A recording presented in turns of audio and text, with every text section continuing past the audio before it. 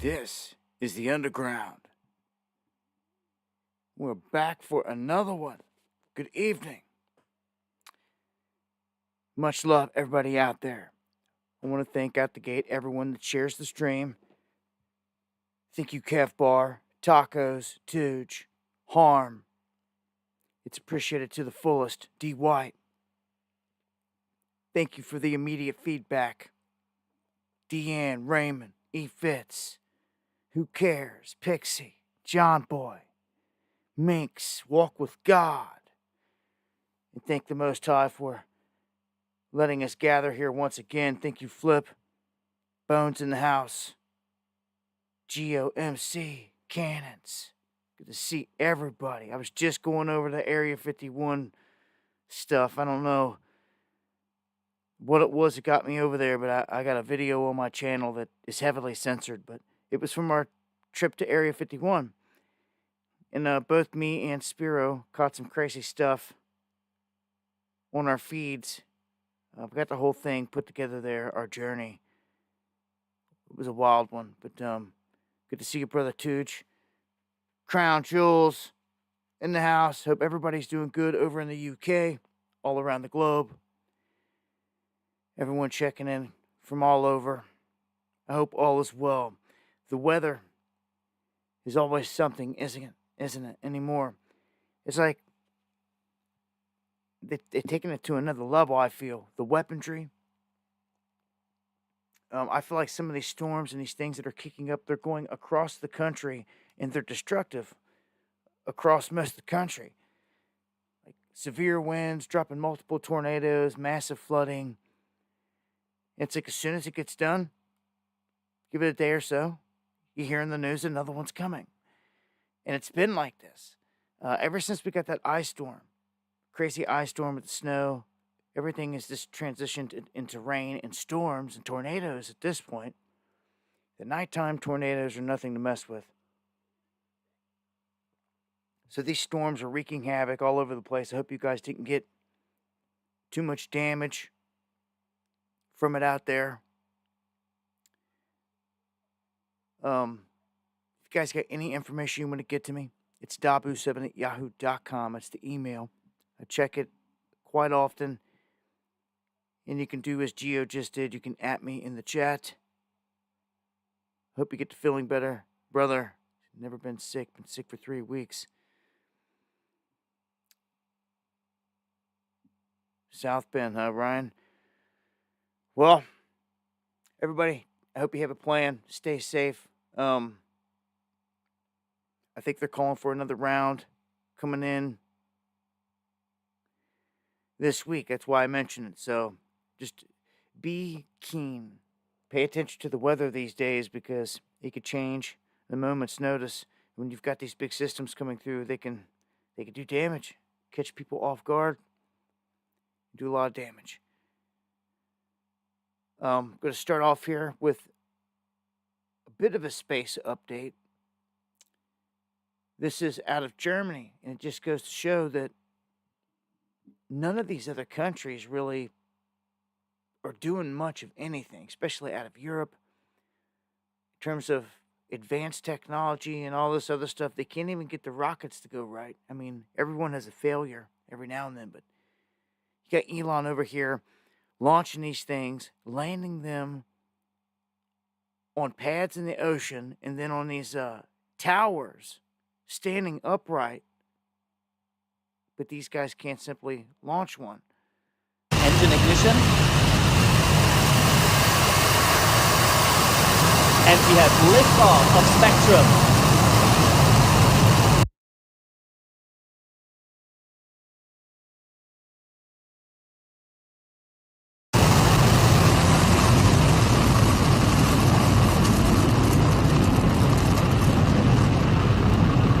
The vehicle has cleared the tower and is now starting the pitch over maneuver.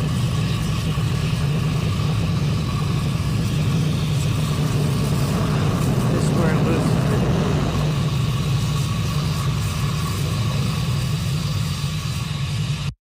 They don't show it going down and crashing, but he said the test flight obviously had some issues. The nighttime ones, the evening ones, when it's got the darker backdrop, for some reason, I've always been able to capture objects around the rockets better. Maybe because they're lit up with a reflecting light. But I've been doing this a long time, and I've seen a ton of different rockets have suspicious things happen to them, especially the ones that are blowing up throughout the years. He's definitely not the first ones. This has been going back years, where we've caught anomalies, weird little things popping up in the frame right before the explosion. But I'm a firm believer that someone is out there, another team is out there. I call them the good guys. And they're the ones that are showing up, shutting down nuclear sites, doing all this other stuff. They are the ones they're shooting at. They're not shooting at the guys giving them the weapons, not biting the hand that beats them. All right, so I'm going to come back around to the space stuff here in the end, because we could have like a Pearl Harbor type event. Something to like switch the focus up to space here at any time. And the same old boogeyman seems to be connected to it. Like I said, I'm going to circle back around to the space stuff here in the end of the stream. It's connected to China. And we're going to really look at what's going on. If there's any real threats or not, I'm going to say that there is. But they're setting the stage here for a grand show in the heavens. I've been saying this for some time. Here on Earth, we've been finding some breakthroughs. Here recently, they came out and they stated that they had found a pyramid type of structure that I reported on last time, which they were still trying to unbury and get down to. And they told us that there was these massive structures that went 1.2 miles down beneath or below the pyramids in Giza, which is wild. If that's the case, I've been thinking about this. Like, I've long thought that they are like power stations. However you want to see it, they're just like power stations, generating energy, holding energy. And I feel like was set up on an ancient systematic system around the earth. So, if those pyramids have these things going down deep underneath them, then could the other ones? Just saying. I would suspect so, especially in some of the main ones around the planet. It turns my attention to Mexico because we've already, in the under parts of some of those temples down there, they've discovered different fluids. I don't know if it was mercury or what it was, that shouldn't have been there. They couldn't explain these things, especially trying to say that they're burial chambers or pharaohs. They never found a body in one of them. They're big machines, if you ask me. And I think it's huge.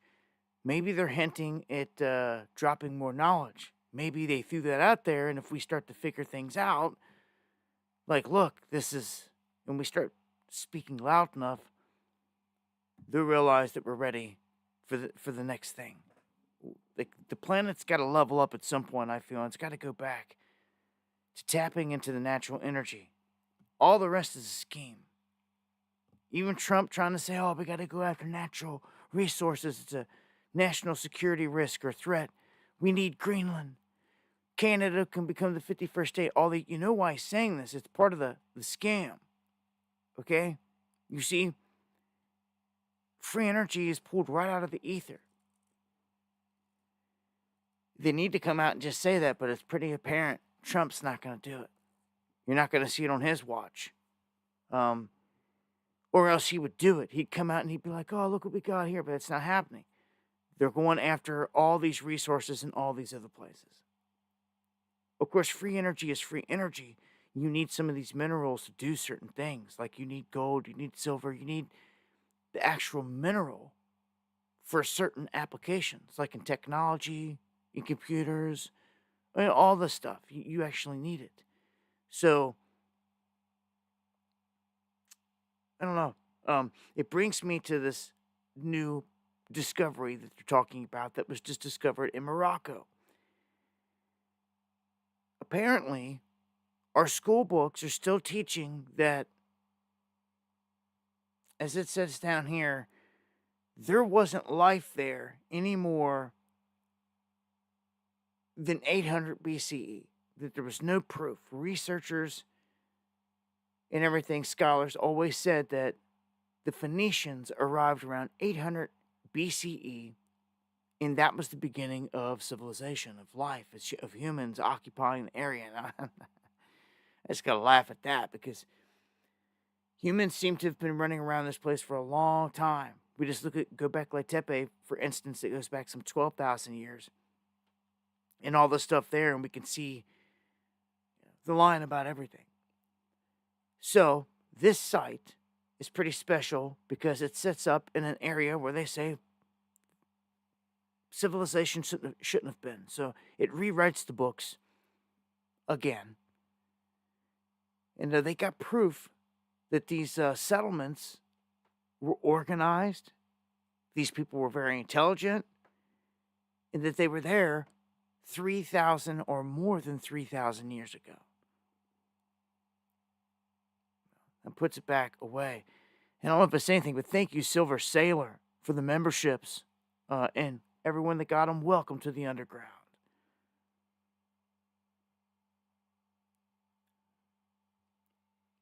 The lying earth ain't older than 6. Yeah, well, I say they're lying about all of it. And that's, they're always lying about something, though. Ain't that the truth? Got us in this mess. All right, let's jump over to some of the economic stuff here. And then first off, this is kind of an update to what I was saying about the fentanyl crisis. I know that I'm not the only one that has to have seen this and felt it throughout the years. It seems like every time I turn around, I hear about somebody from the past, somebody saying that they died. Most of the time, it resorts back to something like this. An accidental overdose, as they call it. It doesn't matter. These people are getting knocked off left and right. And it's because of fentanyl. And back when Warren Buffett was pulling his money out of the bank, I put a warning out. I said, hey, we got some insider information here. Before everyone else kind of found out about it, we were keen to Warren Buffett having connections into many different banks. Bank of America is one of them. Well, what had happened is we found out that there was money laundering accusations being launched against TD Bank out of Toronto in Canada. And they're saying that they were laundering all kinds of money connected to fentanyl and for the Chinese. Then they turned around and they said, well, we've got a handful of the big banks in America that are doing it too, that are involved. Whether they know the Chinese were doing this or not, they're going to argue that these banks do. And right here, look what's happening. The Canadian banks linked to this whole thing, all right, risk U.S. Treasury sanctions after they had put a terrorist designation on all this. So, I'm going to tell you, U.S. banks are going to be affected. They are affected.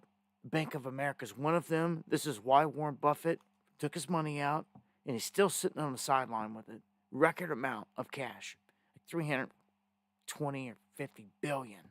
It's something stupid. Don't forget, Jamie Dimon from JP Morgan Chase sold 33% of his major stocks. You know, the stuff that they wait till the end to do. He did that. He too is sitting over there with a chunk on the sideline. That they didn't reinvest, which is an ominous sign, especially with Warren Buffett, because that's what he's known for doing, is investing.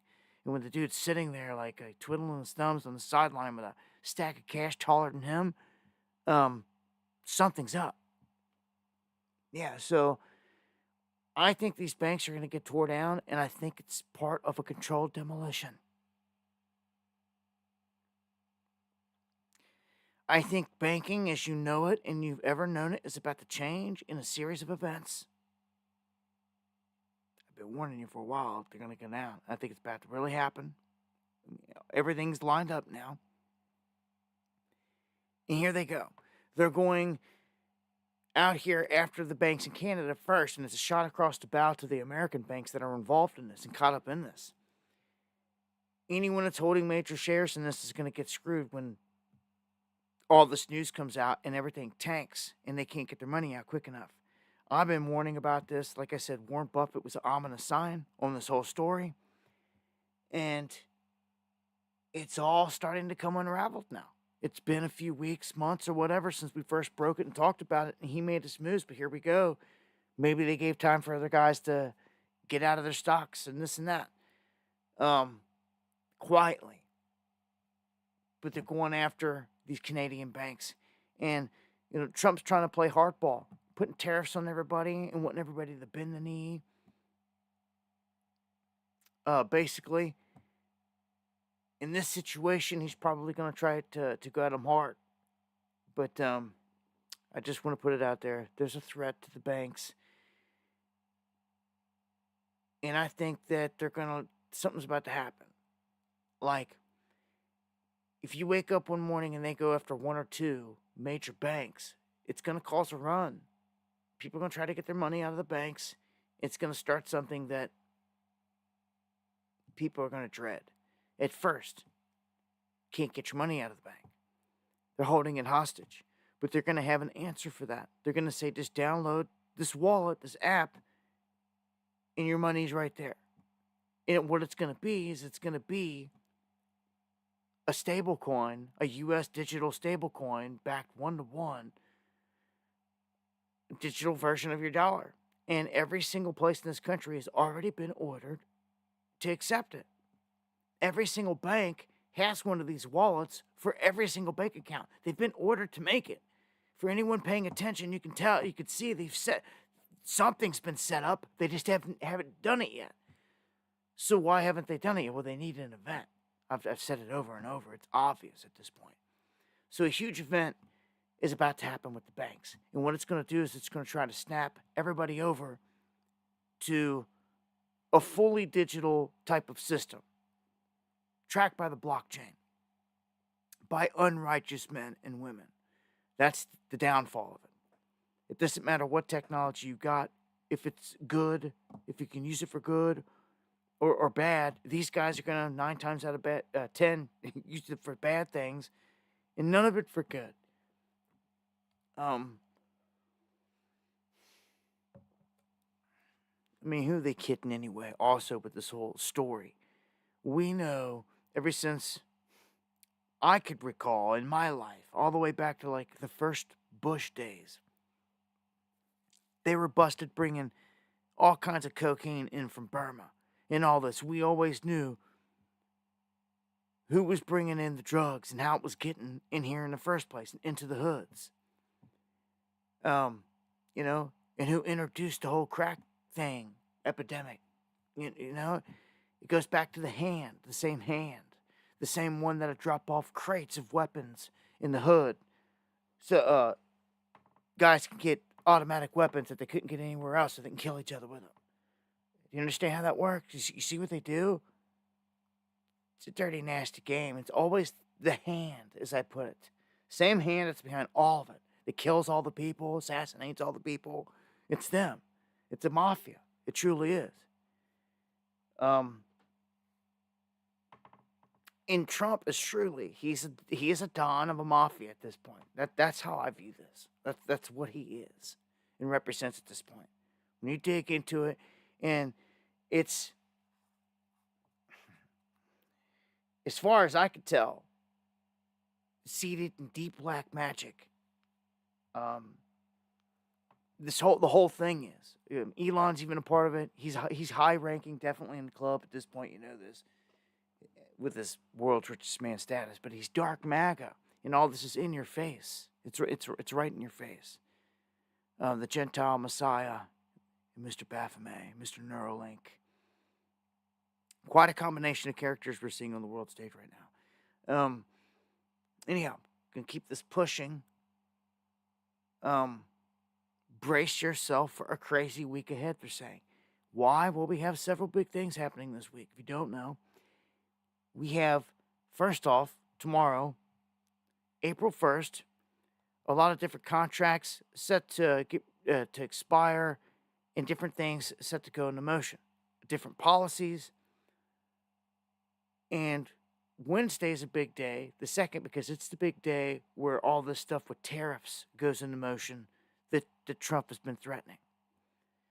And then, of course, we've got announcements throughout the week. At the end of the week, a big one by the Fed, by Jerome Powell. So you got all these things that play big into the markets and what people are doing. You could see people start to dump out stocks and dump things out even more from here. I'm serious. This could dump out your 401ks and be like a slow dump out, but continual. It's a repercussion of everything that's happening this week. That's why Bitcoin has pulled back to where it's sitting and everything else. One thing that has not, and that is on a constant tear, is gold. It set a record. I'm telling you, it's on an uphill, slow burn. That's what I'm talking about. Watch gold, watch silver. I've been saying it since 2017. There's going to be an explosion. And the explosion, to be honest with you, it probably will be timed with this event. Seriously. When people can't get dollars and they're locked up or something like that, or whatever this event is going to entail, gold's going to shine. It's going to run. It's going to run. When people are looking to hedge their bets, gold's always the number one safe avenue. As we've said for years, something you can hold in your hand. Sailor Tom says 10K gold. You know, I see silver doing crazier numbers, man, than even gold itself. Let gold set the pace. Let it do its thing. Let it run $10,000, $20,000, $30,000 an ounce. Let it be. Let it be. But when they come to you and tell you that the vaults are empty at Fort Knox, they're going to come and want that gold that you got. I could see it. I could see him saying you could keep your wedding rings, but everything else we need. And I could see a dumbed down masses accepting that. What do I think of the gold-backed notes? I don't think much of them, personally. Broken because it's all about the person that you're bartering with, I'll be honest. If you've got someone in your neighborhood or close to you that is going to barter in those notes, then good. You're good. You're fine then. But if you come to someone like me and you bust out those banknotes and we're in a crisis and all hell's breaking loose and like everyone's needing to barter stuff, well, when you walk through my door and you're like, I've got these notes, I'm going to be like, well, the only thing that I'm interested in is the gold content inside that note. And I'm going to tell you now because we've already done it. Burning down these notes to try to get any gold out of it is like, it evaporates into the air. Like, it's like not even there. It's that minuscule. And that's what I'm looking for. You're better off coming in with some older jewelry and other stuff that I could melt down and actually get something out of, to be honest with you. Because you're coming into me trying to barter with me at this point. I'm set on, I just want the real gold, the real silver. And what that means is whatever you've got, I'm burning it down in the smelter, taking out the impurities, and whatever's left over, we're going to throw it on a scale, and that's what you've got. That's what you've got to work with. I do not think that you're going to get much out of these gold backs because they're so flimsy, and we put it to them, and it's just like they melted. Like there was no gold to get out of them in the test. That's when I was like, man, that's a joke. Like, you got to have somebody that likes the idea. When it comes down to the nitty gritty and you start having to melt things down, I just told you the facts, Jack. All right? Some people, you need to try these things. Someone, thank you for the coffee. Let me turn it down. Thank you for the coffees and the support. Appreciate it to the fullest. Copper's up, yep. copper should probably stay up and run hard. If you get your hands on any copper, any of it, man, like hold it or make the best of it. Make the most of it. I see all this going up, and away. It has been. I've been saying this forever. I mean, just go back, pick any stream throughout the years. I mean, just go randomly pick one. You're going to hear me saying this. It's repeated over and over all the time. Like, get your precious metals while you can. You know, buy the dips, sell these tips, mega tips. Like, man, I'll erase that. Buy the dips. When it comes to the precious metals, like, I'm not even a bot in a selling nature at this point. Like, we're in it for the long haul. You know, this is a long haul thing. We get in, we hold it long haul. It's a slow burn uphill, but that's fine. And see, that's what I was talking about in terms of what I created with the Underground Project. I wanted the Underground Project to represent just that, a good slow burn uphill, for everyone to be able to get in and invest in. That isn't going to have a rug pull or anything like that on it. And the good thing about all this right here is everything, if you're in the right state, is tax-free. Especially with the gold and silver, man. I hope that you've got some in your supply. All right, so gold is at 3,100 right now. Silver's been teetering around a 35 wall. There seems to be a really big wall that's been holding silver back there. It's all manipulated. But once that goes, it's going to fly. It's going to go at some point because it's got to catch up to gold. Gold's making all these strides. The whole market's got to catch up with it. Gold's the leader. It's crazy because when you look in the digital realm, the crypto realm, things like that, Bitcoin is the digital gold. It's pretty obvious at this point. It's the leader. It's the king in the digital realm. And it's just like gold, though. It's all it is trying to mimic gold.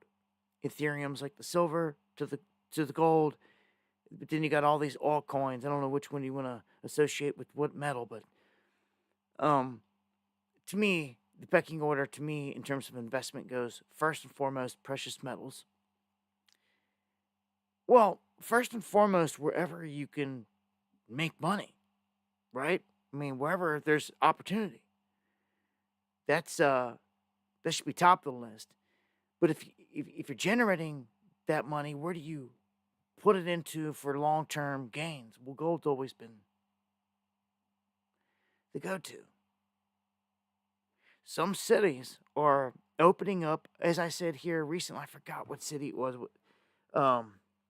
It was a state.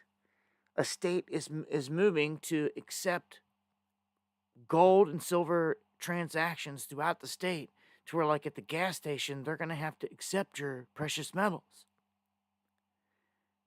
It's a transactional bill on the records to make it to where, just like I said, you roll into these places, they're going to have to start accepting it for payment.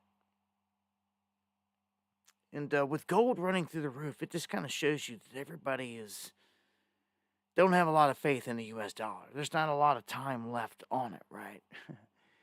Not a lot of time left on the clock for the U.S. dollar, it seems. And it's going to come down on Trump's watch. Or something's going to happen on Trump's watch, it seems. He even admitted out of his own mouth, like, they're here for, like, a reset. Like, this reset is happening in slow motion in front of everyone's face, so. And they don't even really have to make a panic out of it. That's the crazy thing. When I sit back, and I've told you this, all they got to do is kind of hold the money hostage for a day. Just get a little bit of a light freak out. Not even a freak out. They can immediately tell people the remedy. As soon as people see that they can't get their money out, before it even really starts any huge hysteria, they can be like, look, here's the fix. Here's the fix. We're working on getting everything back to normal, so to speak. But that was never the plan. The plan was to get all of you to go download a digital wallet, and all your bank account money is going to be there. It's just that simple. It's all your money's still there. It's like nothing ever happened. You'll then be able to go to the store with that wallet and pay for goods. That's what's about to happen. That is the reset. Do you understand this? I hope you understand this. I've been trying to say this clearly the whole time. Okay? So the biggest downfall of all this is them taking away fiat currency. Okay? When we could sit there and argue about the downfalls of paper currency and all this other stuff, how it's worthless, blah, blah, blah. But you could at least hold it in your hand. Right? You can at least bury it. Hide it in your closet, under your mattress. Do whatever you want. Right? It had all those qualities. You can't do that with a digital currency.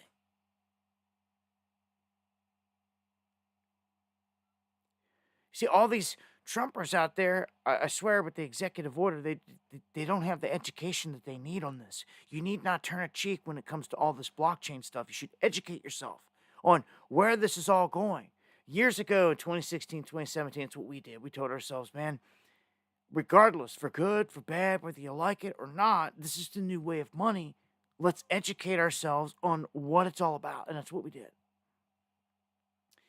And immediately what I did is I started warning of all the bad things, the downsides, what I called the beast blockchain. Because blockchain technology can be used for a lot of really good things out there in every business. Every single business can incorporate it by tracking things and keeping track of stuff, the business sales, all these other things within the blockchain. You go on and on and on with it. But when you get bad people, it's just like a laser. You can use a laser to do good things, or you could turn it into a freaking weapon. And when you get these bad guys controlling the game, they just want to use it as a weapon. That's the downfall. So it's not the technologies, but people they can't get it through their small minds or whatever. It's the people controlling it. But no, you're in love with them, so you see right past that. It's pathetic. It's black magic again. Again, not all this is evil. It's the evil that's controlling it and wielding it. All these technologies. I wouldn't say lasers. And, all the stuff has different applications. I think we're going to see a series of announcements in terms of technologies and weaponries here during the Trump administration too. All right. And, all right. Let's get one more update here on out of the economic stuff, and we'll shift gears out of here. What do we got? Oh, yes. Well, I want to thank everyone that participated with the Underground project. It was a success in terms of getting it launched, and it's pulled back, and it's in a great position for all of you for the long haul right now. But I also want to announce for the other people that wanted action, because I didn't create the Underground to be some pump and dump scheme. I created it so this community had something to invest in for the long term, for the long haul. That's what I created for. And just so you know, the other night when Underground went to $250,000 market cap, Dabu 7 didn't do what most people out there would do and dump on the people or anything like that. No, we planned and plotted this smooth. We let them come in and it all dump out before it even got to you guys. So you guys would have the best entry possible, because that's what you got to do. You got to shake them out. And I could have sold, and I'll be honest with you, I could have sold and made $25,000 the other night. And I didn't. I passed it up because that's not what you do. And I'm here to show you the right way to do things. You understand? I didn't sell a single share, and I hold on to it. I don't care, because I'm in this for the long haul. But it shows you the potential where this whole thing can go. If you're in this, next time it goes to some $250,000, you do whatever. You sell. You do whatever you want and buy back in on the dip. I created this for an opportunity for you, okay? The Underground, okay? The Underground token, and it's on multiple exchanges now, which is crazy. And it's awesome. It's awesome that I've created something that I could actually try to give back an opportunity to the people for. An investment that you can gain on. And it's tax-free because it's an American project. So I had a couple people saying, well, we want to pump and dump. We like the action. Well, for you couple people that like the pump, we talked about it. Tacos popped off a coin we created. If anyone wants to get in on it, you like the pump and the dump action. there it is. It's approaching its bond curve. It's newly project. These would be the only ones that we mess with. I created mine for the long term, like I said, and then for the people that like the pump game and wanted a meme coin for that, Tacos kicked one up. So those are the only two you're going to see us representing or me representing out there officially, so that you know. So under is for us, and a much love to all you guys that get in on the bottom. There you go. So, and that's on GMGN right there. Shift gears now. Gonna go over to used car prices. You should probably pay attention to this tariff thing, because it's gonna affect our daily lives, everything we do. See, Trump just came out and said, I don't care, blah, blah, blah, about foreign automakers, this and that, what they do. They're being really cocky about it.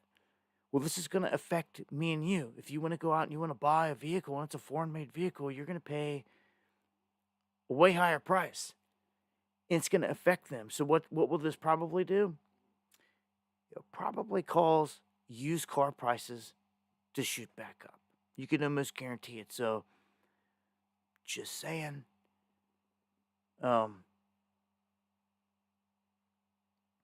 I would, I'd be thinking about this in terms of buying a car. I talked about the whole Tesla thing last time. Like, do you want to buy a Tesla at this point, when it's becoming kind of like a carrot on the stick for violence or chaos out there? Do you want that in your life for no reason?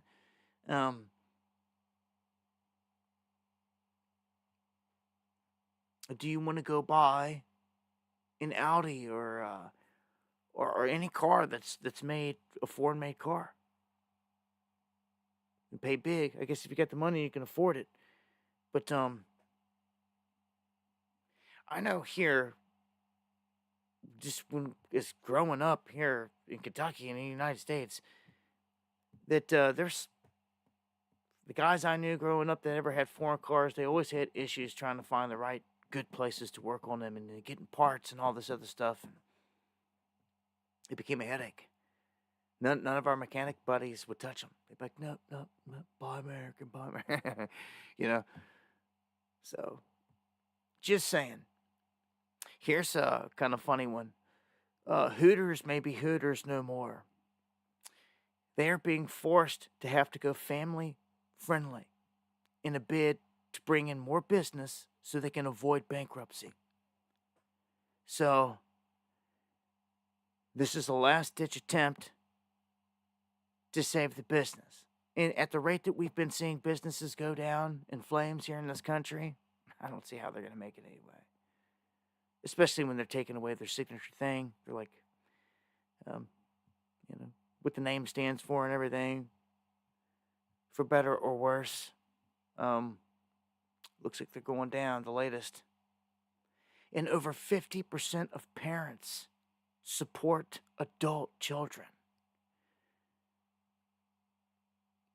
That's crazy. In the United States, over 50% of parents are supporting adult children. 2/3 plan to cut them off in the next 3 to 4 years. So that'd be a whole bunch of people still living at home, that are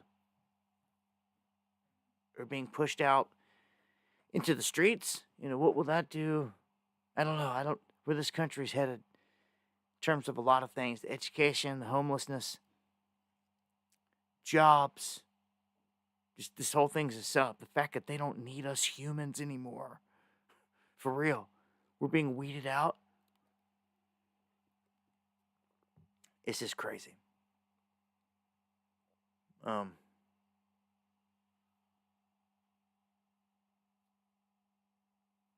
So Meta, Facebook, accused of using pirated books to train AI. Doesn't surprise me. This guy's a master at stealing our information. He did it before. He stole all of our information and sold it. And he got away with it. And the people didn't do anything. He didn't even sue him. So the government went after him and said, guess what? Give us $6 billion. You made that much money ripping off the American people. And they were so ignorant, they didn't even sue you. Like, give us a piece. And he did. And he got away with it. It was all openly known. It's ridiculous. It's like, I don't trust none of these clowns. They're all in the club, obviously. Well, check out what Elon just did. He did a little switcheroo to make more money and to save him in taxes and all this other stuff. He sells X. That's right, he sold X to his own AI company called XAI. And guess what he did it for? $33 billion. Did you get sick of me constantly repeating this? So you see, the 33, it's ticker taped. Jamie Dimon, I mean, it's always, man. This is how you know this is an in your face, a club sign. Whenever they use that 33 like that.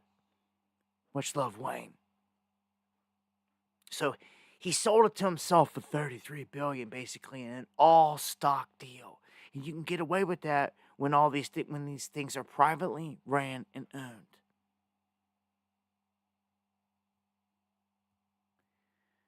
So, 33, the master number of transmutation, altering one form to another. There you go, brother. So it's all right there. Now, a little bit of drama here with Elon. And what's good, live one? Good to see my brother.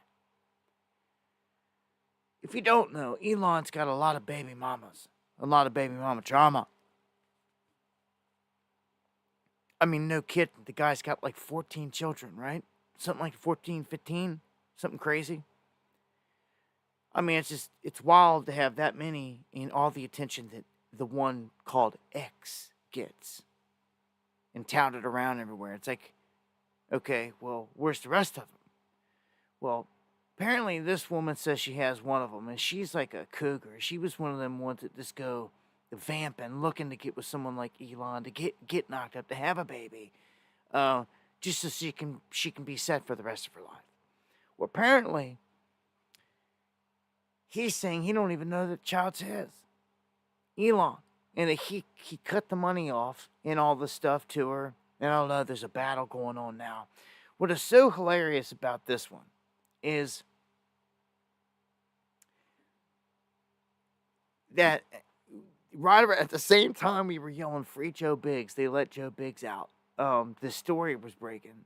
And one of the first things Joe posted when he got out of prison to his Twitter, his new Twitter he got out, was a picture of him with his arm around this lady right here. And I was like, dang. Yeah, I just thought of that Tupac song. I get around. Yep.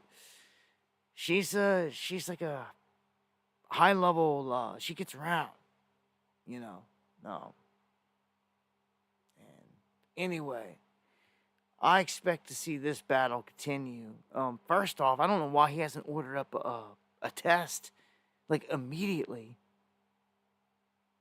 He just doesn't know if the child is mine or not. Discloses how much money he has paid her, and I guess has cut her off. Here's a clip. I'm selling it because I need to make up for the 60% cut that Elon made to our son's child support. Why do you think that he did that? That's a great question for him. You feel like he was sort of like vindictive against you in some way? Yeah, that's his modus operandi when women speak out. When was the last time that you spoke to him or tried to speak to him? February 13th. But he's just not responding to you at all? How would you characterize the way that he's going about you can check the stocks. I am I'm not the only one Who who's will get you pointing up? out Bartering's messes. We're not going to get you. So she's getting rid of her Tesla because she hates Elon. She's bickering with him and all that, and he cut her money off. You know, she's not happy about it. See, her whole scheme was for that money. But, gosh. The drama. Elon comes with it all, right? I'm quite sick of it. I can't stand him. But don't get it twisted. I'm not, I don't fall on the side of these people that are out here, idiots, going up to a car with like a dozen cameras on it and keying it left and right. But you've got millionaires out here that like are participating in this too, apparently. We've got one here out of California that gets out. All these people think they're slick. They look around. They think that no one can see them.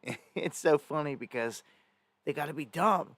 Like, you didn't do 5 seconds worth of research to know that this car is loaded with cameras, and the moment that you approach it or come anywhere near it, you are on camera. And haven't you seen some of the clips of the other idiots that have been busted left and right by doing this? Like, what, are you living under a rock? Like, I mean, you can't be under too much of a rock because you caught wind of this whole thing of everyone going out and doing it. How can you catch wind of everyone going out and doing it, but not see the clips of them getting busted? I just don't get it. So here's this woman.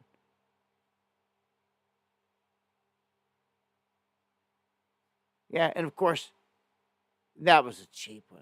A cheap little swipe with the key, like,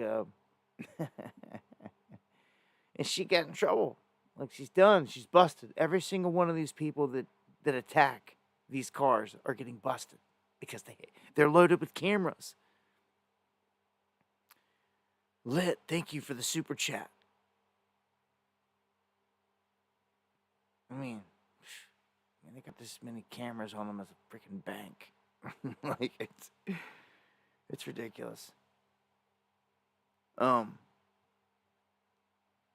So, the Tesla protesters is turning violent and all this stuff. Demonstrators struck with a car. A woman beaten on the side of the road. Like, this is going to another level. And, like, it's going to another level. Like, let's just go through this. Let's watch some of these clips.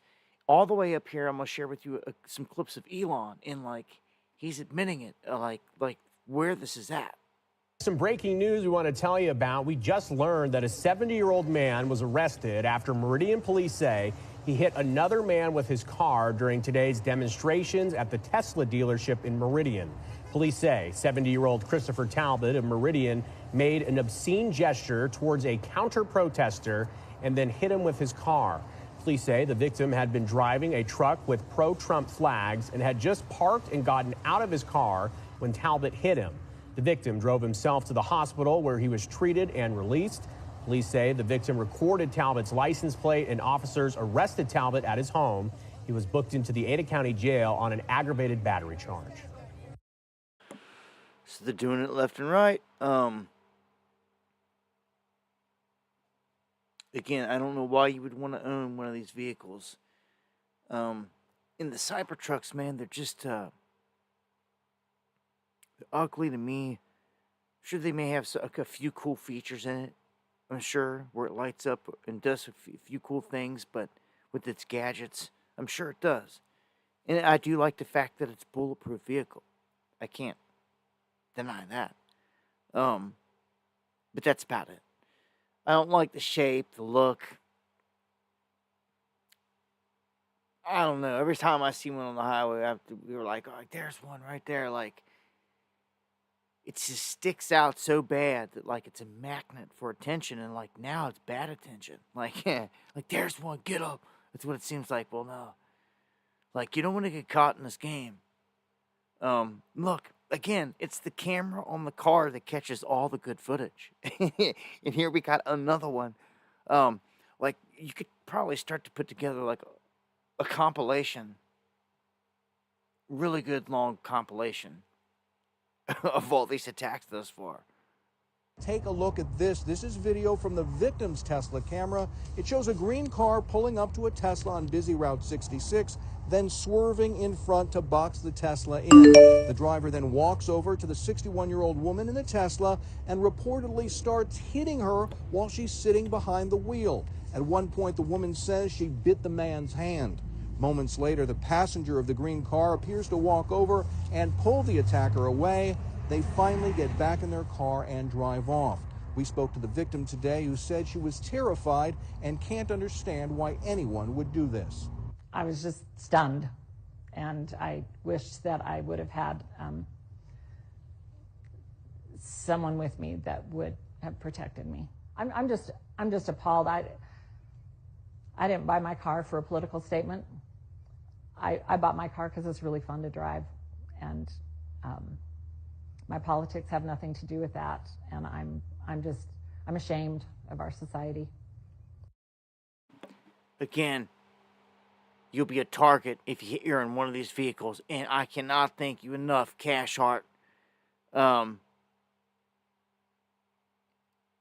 You leave me speechless. Like, I feel like saying thank you isn't enough. The way, like, you and Eon come in on these streams, man, all I can say is it's legendary. I can't thank you enough from the bottom of my heart. Like, no one else could ever show up and even care to have my back, but you're like, in that much consistency. And same Kev Bar. And much love. I mean, some of you guys out there just, same handful of you guys, always coming through strong, and I can't thank you enough. Can't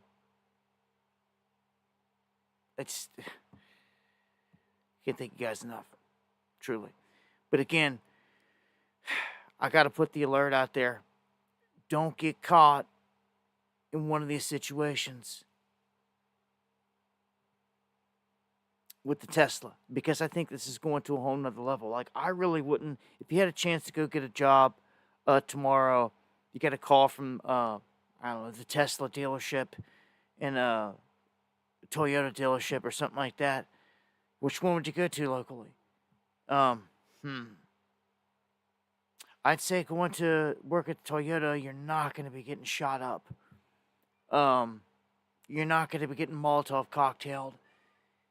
You're not going to be getting all this stuff. Like, the cars rolling off the lot are not going to be targets. You know, I don't know. This is getting crazy. It's getting extreme. And I put out on the last stream all these cities that are targeted now. A ton of cities are targeted. So, look, if you got a charging station, a dealership near you, just heads up. Again, thank you, Kev Bar, man. Appreciate it, my brother. Got to get in another round of pool, my friend. I've actually met Kev Bar, if you guys don't know. Kev Bar's a stand-up dude.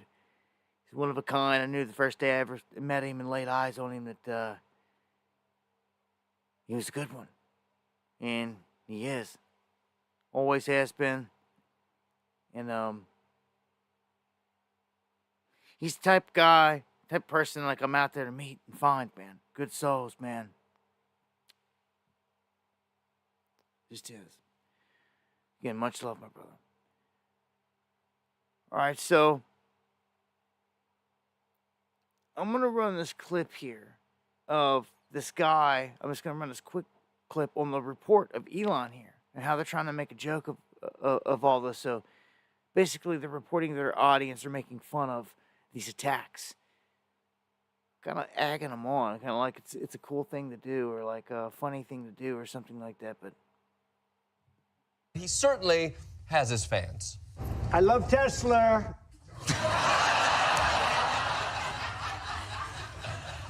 I'm not saying Donald Trump is racist, but that man does love a hard R.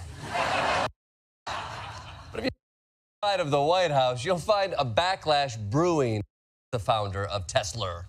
Lawmakers across the country facing anger and outrage from their constituents at town hall meetings, and the primary source of the blowback is Elon Musk. What are you doing to stop the activities of unelected and unconfirmed Elon Musk? Elon Musk does have a security clearance.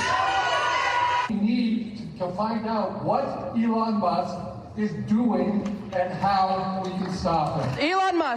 Elon Musk has conflicts of interest out the wazoo. I support Elon Musk and the Department of Government Efficiency.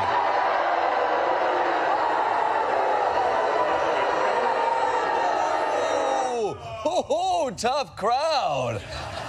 You know you're in trouble when you even pissed off the kid with the cherry 8-ball sweater. It's like the chillest sweater there is. These crowds have been so angry towards these congressmen, some of them have decided to stop holding town halls altogether, which feels a little thin-skinned, considering this is basically the same kind of vitriol an Applebee's bartender gets when the white wine's not filled to the brim. Okay, so I just want you to see that it seems some of these, I've never seen that dude before in my life. Of course, I haven't had cable or TV in years, so I don't know if he's one of the latest nightly dudes or what he is. Anyhow, they're clowning this whole thing. Here's another clip here. See what democracy looks like. Tell me what democracy looks Sound like. familiar? Same old George Soros-backed slogans. What democracy looks like. That's garbage. I don't ever want to hear it again. See what democracy looks like. I think he said it again. Tell me what democracy looks like. This is what democracy looks like. See what democracy looks like. Tell me what democracy looks like. This is what democracy looks like. See what democracy looks like. Tell me what democracy looks like. This is what democracy looks like. See what democracy looks like. Tell me what democracy looks like. This is what democracy looks like. See what democracy looks like. These dudes can't even get hit by a car. Tell me what democracy looks like. This is what democracy looks like. Oh, these rallies, man. Tesla takedown protesters and counter protesters. So you've got one group on one side of the road, another group on the other side of the road. You got traffic separating them. So it's just this big shouting match you can see here back and forth. I don't know. Better they do that than, I guess, the stupid stuff where they're shooting the places up and doing this, firebombing them. I don't want to see no one get killed or hurt, no innocent people. I mean, people are carrying kids around in these Tesla vehicles and this and that. Like, I don't know, man. I don't want to see anyone get hurt. No, listen to Elon here. The fact that I'm here in person, like I'm not phoning it in. I'm here in person. Yeah. So.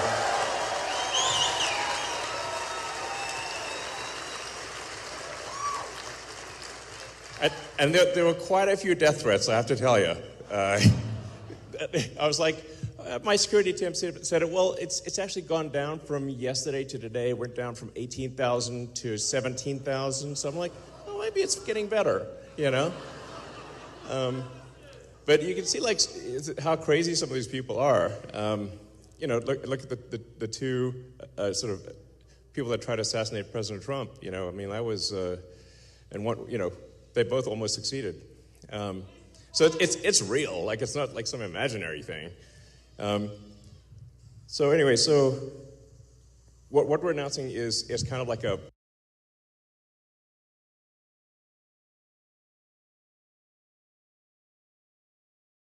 I lost volume there at that point. But you could see what he was saying. He was saying that this guy has like 17,000. You'll notice 17,000 death threats on him a day. That's down from 18,000. That's a lot. That's extreme. That's an extreme amount. Like, can you imagine how many people are getting visits from the feds and all this other stuff because of these threats? Like, spending some money there on them payrolls, I'm telling you that. Yeah, thank you, Samson.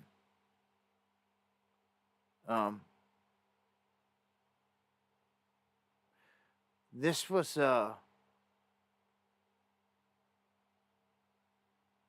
well, this video goes right to the very next link, so I'm just going to go ahead and play this one.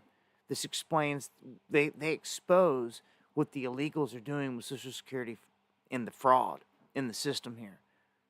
There's a strange trend here where how many Social Security numbers were issued? Do you want to? Yeah. So let me tell you what happened here. We started at the top of the system. You want to talk about a lot of maybe? We started at the top of the system, mapping the whole system of Social Security to understand where all the fraud was. And there's a lot of great people there that showed us really a lot of waste. And so that came up with a big list of stuff they're working on. You've heard some of that already. But this is what jumped out at us. When we saw these numbers, we were like, what is this? In 21, you see 270,000 people, goes all the way to 2.1 million in 24. These are non-citizens that are getting Social Security numbers. Yeah, this is a mind-blowing chart. Yeah, this literally blew us away. Like, we went there to find fraud, and we found this by accident. And this isn't political, by the way. My parents are immigrants. Yeah, this country's been great to us. My brother and sister all born in Spain. I'm pro-legal immigration. This is not political. This is not political. This is about America and the future of America. And there are a lot of good people in the system that pointed this in this direction. I want to honor them right now, that work in the government today, who took risks to show us these numbers and tell us what's going on. Yeah. So I want to stop for a minute. I want to honor those people today. Very good people. Very good people. I have been from D.C. to Social Security offices to the border to track this down, and very good people have helped us along the way. I want to thank them. Yeah. This number, what this is when you come in the country, if you're an illegal, there's a couple ways to come in. You come in through a port of entry, and you can tell them you're afraid, and they'll give you an asylum case. You'll get an interview, then you get in. That's one way to do it. Another way to do it is to just go to the border. Literally, this happened. I talked to Border Patrol myself. Elon was there too. I went to Laredo, and I went to Bronzeville. Elon went to Eagle Pass. You walk up to a Border Patrol officer, and you tell them you want to come in. They have a couple of choices. They could charge you with a misdemeanor or a felony under 1325, or they can make it an administrative offense, like a parking ticket, basically. They were told to do that, make it an administrative offense under the last administration. And then you go walk across the border. They do what's called a release from your own recognizance, and they give you an NTA, a notice to appear, which to appear to judge. The wait times on judges are like average 6 years. Look at Grok, you'll see it on immigration judges. There's only 700 of them. This is 5.5 million people, okay? So what happens then? Once you're in the country and you got asylum through one of these pathways, and we map the whole thing out, you can apply for a work document. You file a 765, it's the work form. You get this form called the 766, that's the authorization, and then Social Security Administration automatically sends you in the mail your Social Security number. No interview, no ID. This is worth just reiterating. It's not people sometimes think that under the Biden administration that he was simply asleep at the switch. He wasn't asleep, no. They weren't asleep at the switch. It was a massive, large-scale program to import as many illegals as possible, ultimately to change the entire voting map of the United States and disenfranchise the American people and make it a permanent, deep blue, one-party state from which there would be no escape. Look, if I hadn't seen this myself, I'm not sure I'd have believed it. I went through it myself and mapped it, and Elon is right. This is true. The defaults in the system from Social Security to all of the benefit programs have been set to max inclusion, max pay for these people, and minimum collection. That's what's happening. We found 1.3 million of them already on Medicaid, as an example.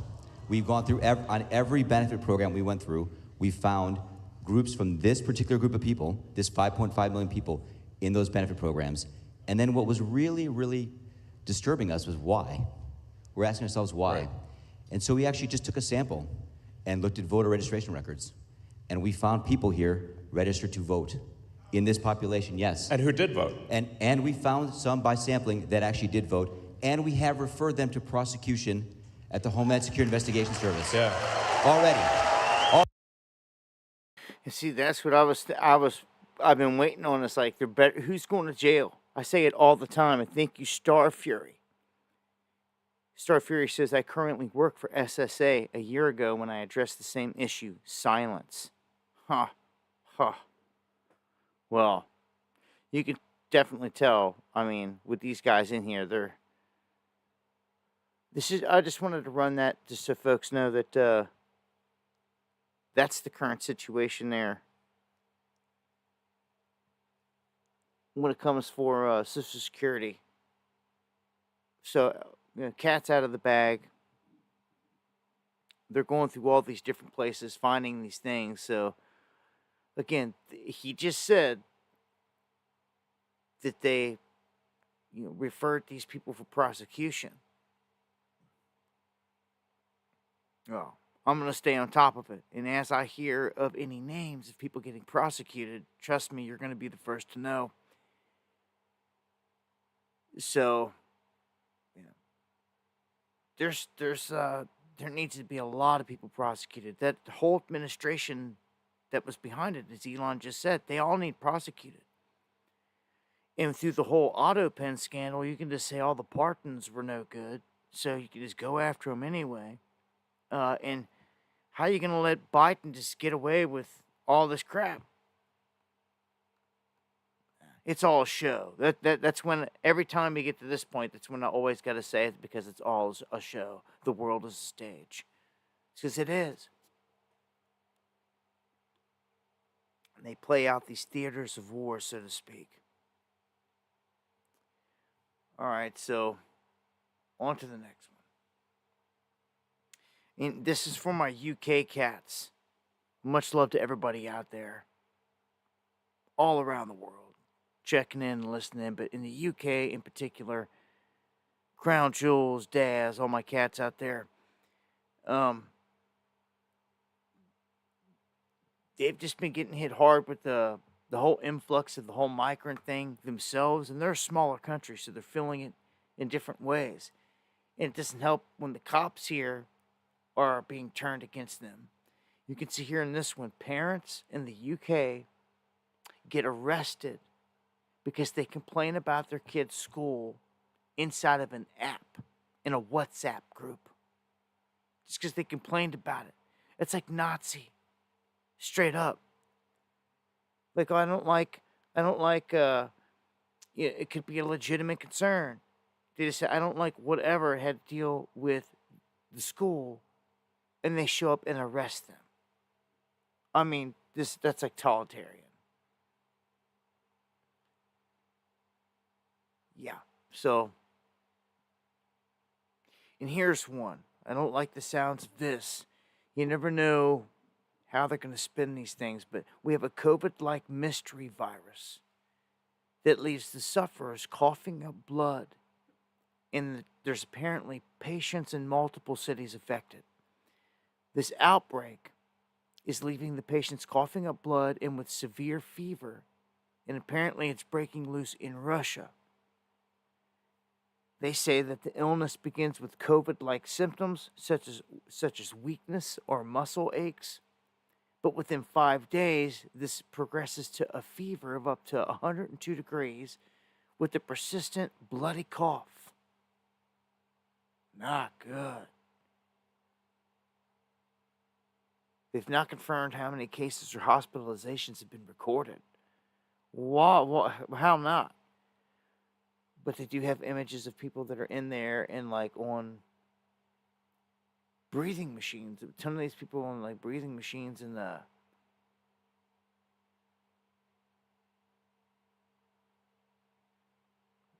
just blur out the eyes. But yeah, that's what's going on, man.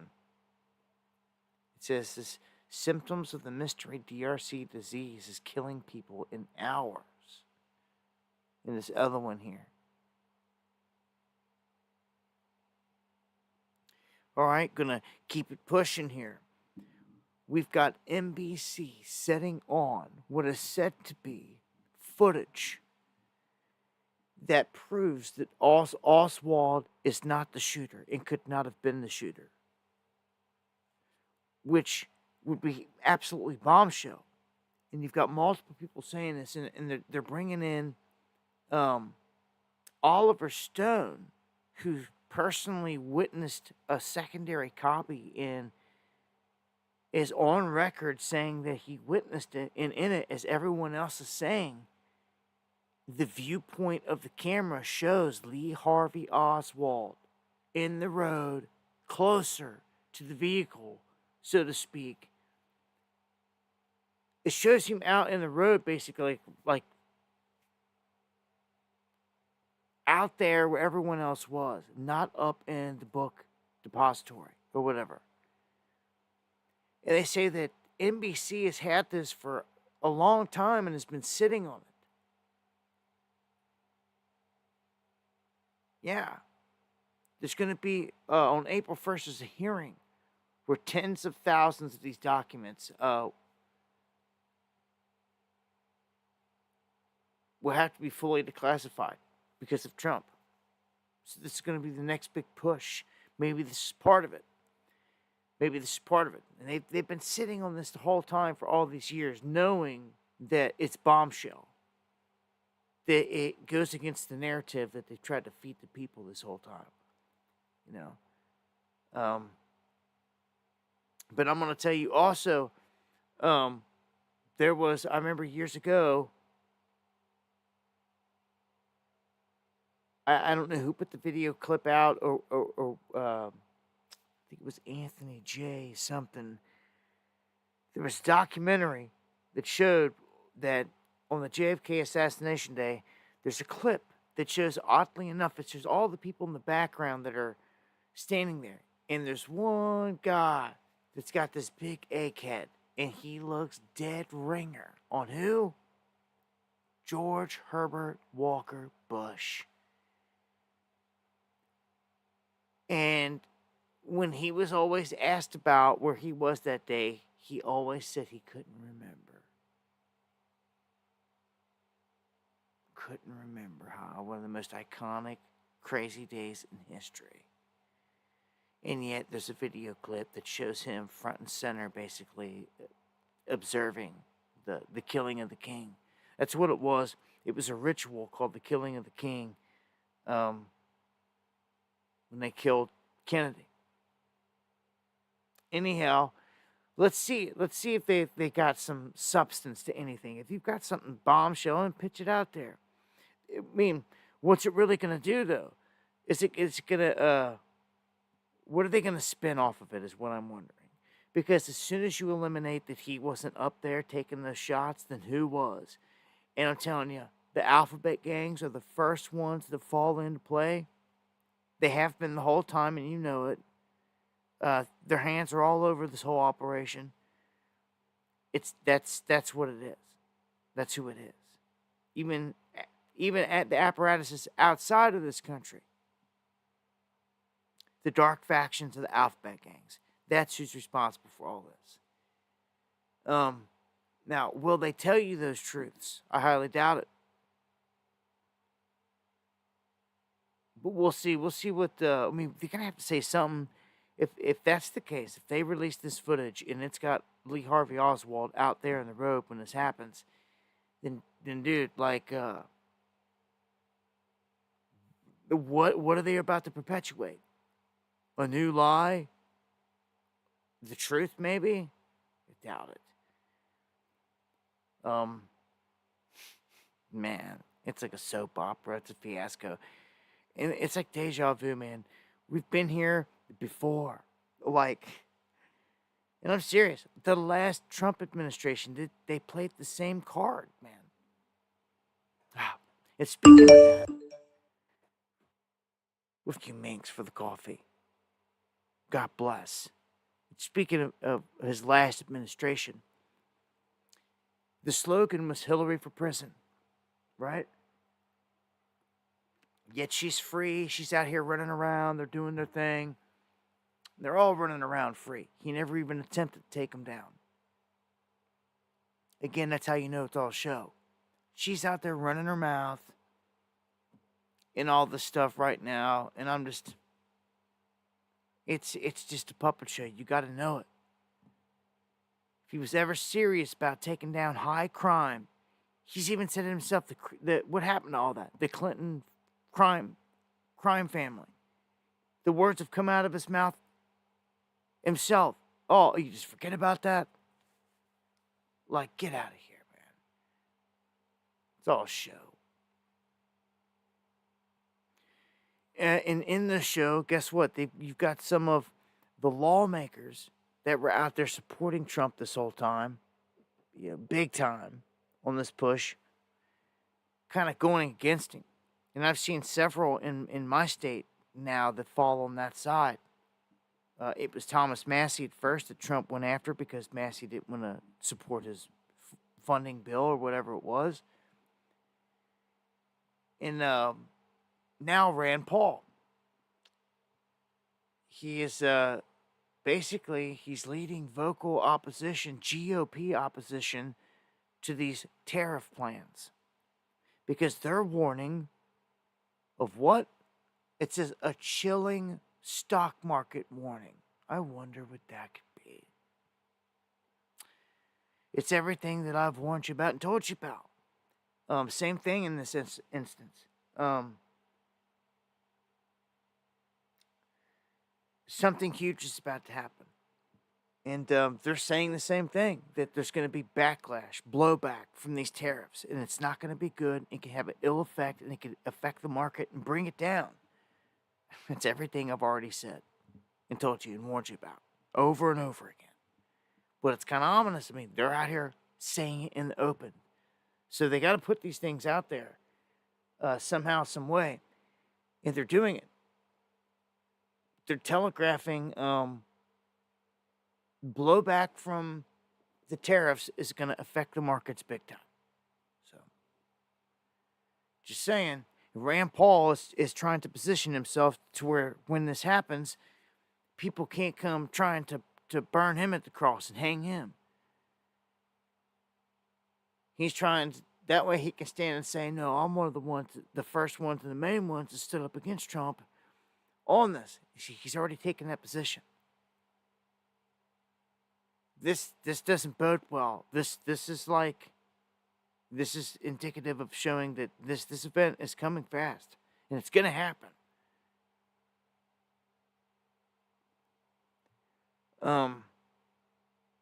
What does this say? Traders are liberating themselves from stock holdings. That's right. It's happening. I've told you, man, when Warren Buffett, Jamie Dimon, all these guys are dumping their own stock to sit in cash on the sidelines over there, just walking around like nothing's happening. Like, get out of here, man. The world's most powerful, richest men are like cashing out stock, sitting in cash and like walking around, acting like nothing's going on. Like, get out of here. Like they're about to bring the building down. You understand? It's laced with explosives. This thing's rigged. Oh, yeah. So traders, that are hearing these insider things, they're all being told, like, look, don't get caught in this avalanche of this coming down. I've warned you for months and months and months now. Try to give you that much advance notice on this. But traders themselves are ditching a ton of these stock holdings at this point right now. A bunch of people cashing out, sitting in cash. Man, it's an ominous sign. I can't tell you, out of all the years I've been doing this, I've never reported this many people, period, in this many high levels sitting around in cash. It's pretty ominous, if you ask me. In the meanwhile, Trump says he's not joking about running for a third term in all this, but I'm going to play these clips. You said you were not joking about a third term, about possibly wanting a third term. Does that mean you're not planning to leave office on January 20th? I'm not looking at that, but I'll tell you, I have had more people ask me to have a third term, which is, in a way, a fourth term, because the other election, the 2020 election was totally rigged. So it's actually sort of a fourth term in a certain way. I just don't want the credit for the second, because Biden was so bad. He did such a bad job. And I think that's one of the reasons that I'm popular, if you want to know the truth. I think I'm popular because we've done a great job. I think we've had the best almost 100 days of any president. And most people are saying that. And it's an honor. We're bringing back our country. We're respected as a country again. And we're strongly respected. And people are amazed. I was with some very important people today, and they said that they've never seen a turnaround of a country as fast as this. Even look at our border. have nobody coming in.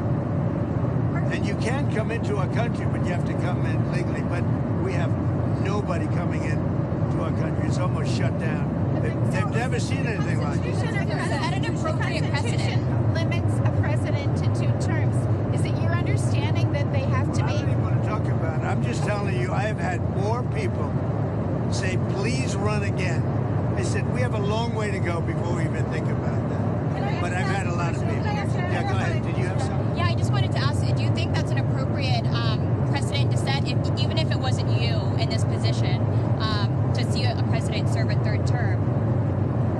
I don't want to talk about a 3rd term now because no matter how you look at it, we got a long time to go. We have a long time. You know, we have almost 4 years to go.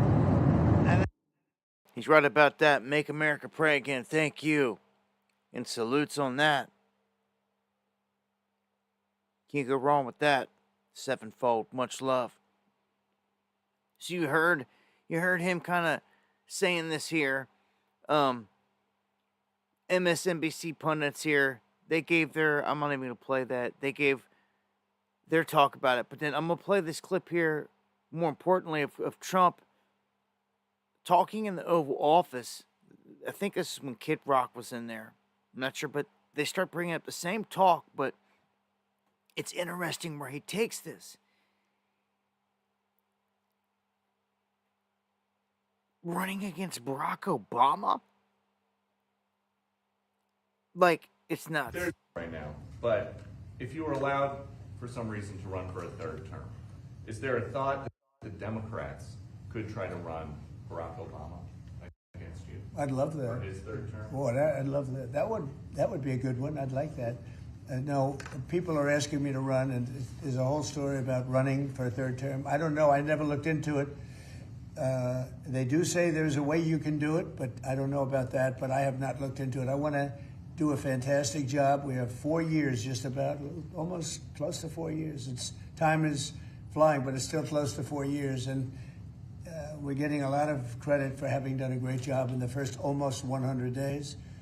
And we have some big things we're going to be announcing over the next 2 days that you know very well, Peter. And I think it's going to be something that's going to bring a lot of wealth back to our country, tremendous wealth back to our country, actually. And other countries are understanding it because they've been ripping us for 50 years, longer, but they've been ripping us off for years, right from the beginning. And I think this is going to be an amazing, I call it a lot of different names, but it's really, in a sense, it's a rebirth of a country because how we could have afforded to do what we did.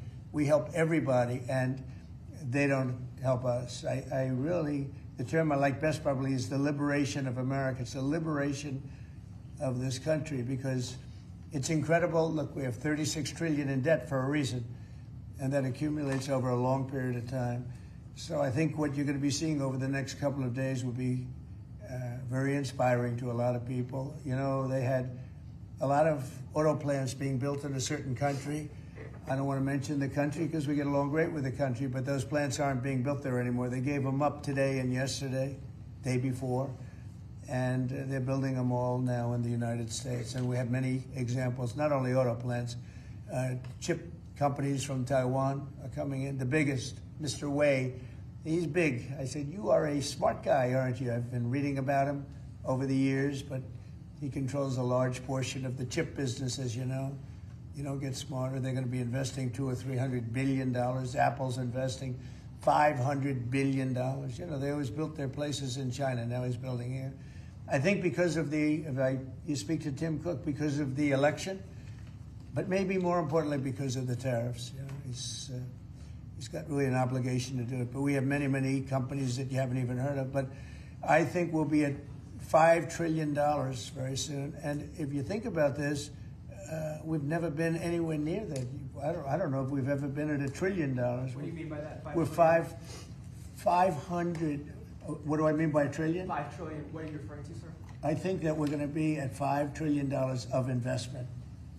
I think you're going to have investments very shortly. We're already 3.5, and we have commitments, verbal commitments for a lot more. And numbers. All right, well, I don't know. You know, he's always going to talk positive on the tariffs and all that, but we're going to see. We're going to see this week as things unfold all the way up to Friday throughout this week how everyone is responding. He can say whatever he wants, but how these people respond says it all. So he did say some places are coming here to make their. He would not even say their name of the countries. And someone thank you for the coffees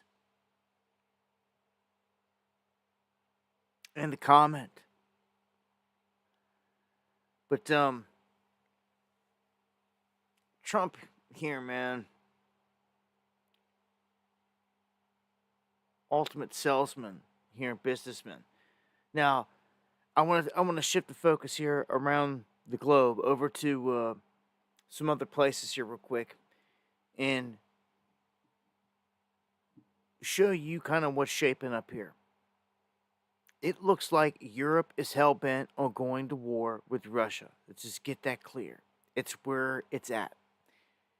France, the globalist and the dictator Macron, his regime imprisons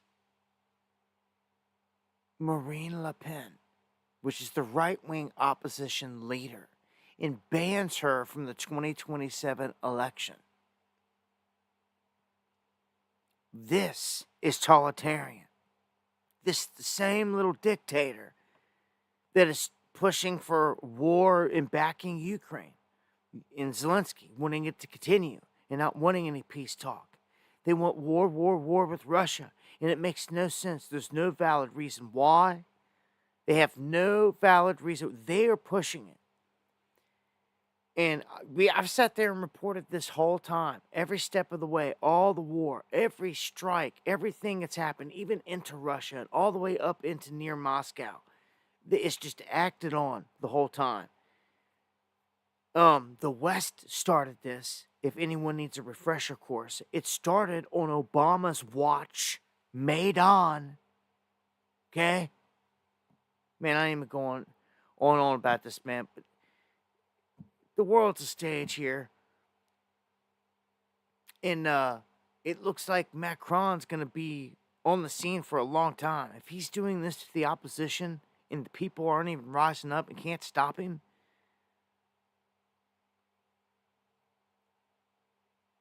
you know, it's crazy. And look at this. The EU publishes what they call delusional 72-hour bug-out bag video to tell people to get prepared for war. Now, others, real deal survivalists, are going to tell you, like, if that's the case, you're going to need way more than 72 hours. You're going to need like a 3-month supply of essential stuff, if that's the case. Not 3 days, so to speak, you know. Some people are questioning this, and they just keep pounding the war drums.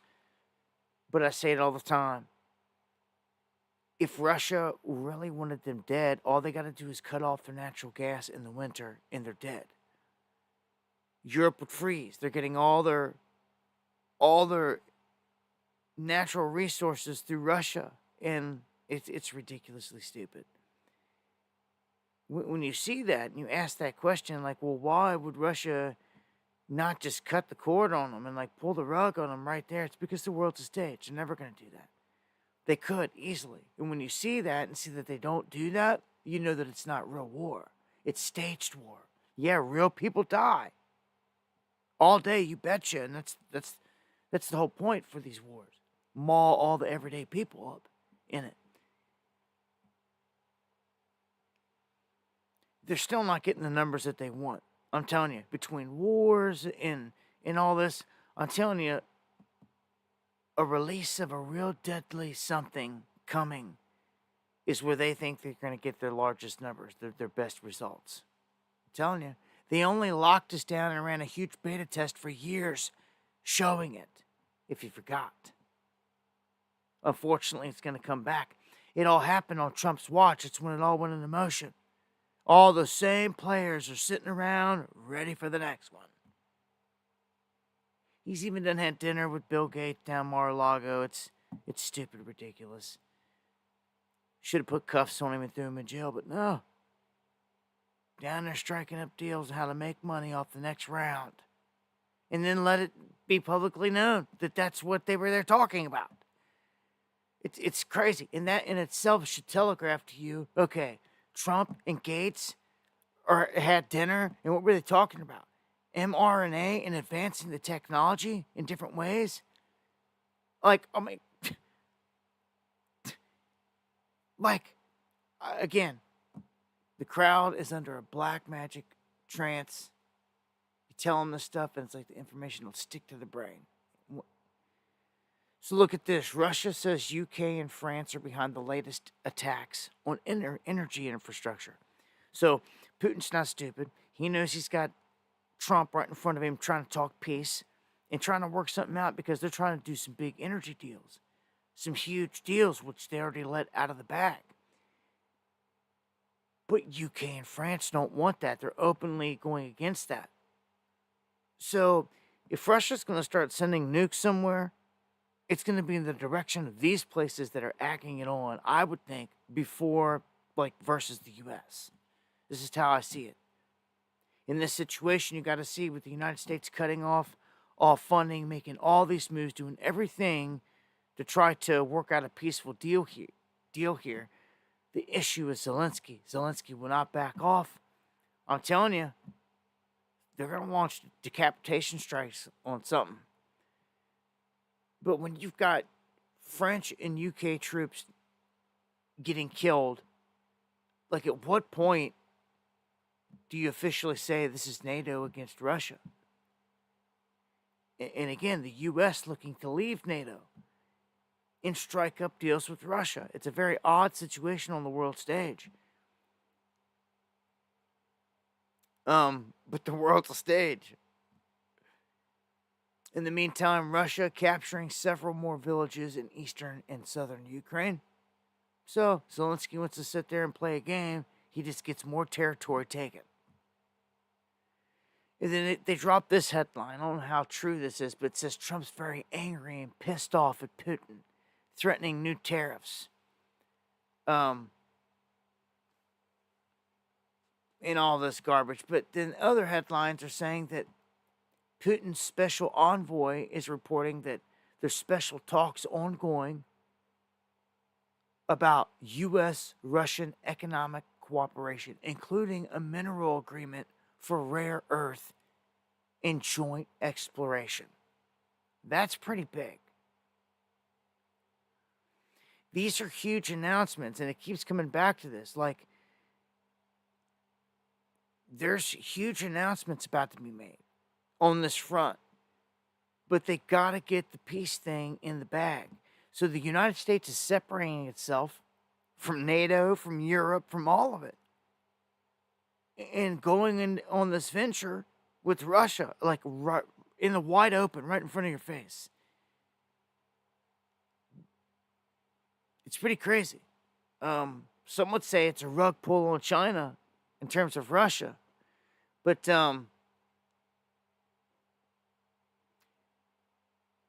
Russia basically says it's trying to balance the ties, as you can see here with this one, between the United States and China, saying that they can get along with both. But how could you be militarily dedicated to both if those two go to war? If the United States and China go to war, which is destined to be, if there's going to be a World War III, so to speak, it's already been said, and you're going to see here just how bad China is here on the world stage. It's definitely China. They are the last big bad boogeyman. They got the theater going on in the Middle East that has to do with the in-game boss man of Iran. But on the world stage, all in all, with military might, economic might, it is China that is the threat. Okay, so Trump warns Iran. I told you this. He gave him 2 months you better drop your nuclear campaign or we're going to start bombing you, right? Well, we've got B1, B-21, stealth bombers, all this other stuff, military jets on the tarmac in Diego Garcia, and it's growing. I put out the image tonight showing just how many we got there. Now, there's another airstrip on a small island called Mayuna Island, and it's closer to where they're striking the Houthis and all this. But it just goes to show they're stacking up big-time bombers in the area, and they only do this when they're ready to run campaigns. You would have seen moves like this made back in the Gulf War and things like that on certain air raid campaigns, where they would send in the stealth bombers and they would hit strategic targets, and when they were trying to do decapitation strikes on Saddam Hussein. But these islands are critical. The only thing is we're not the only ones with satellite images and satellites. So all these other countries that got it can see them too, and that's where you're seeing these images come from.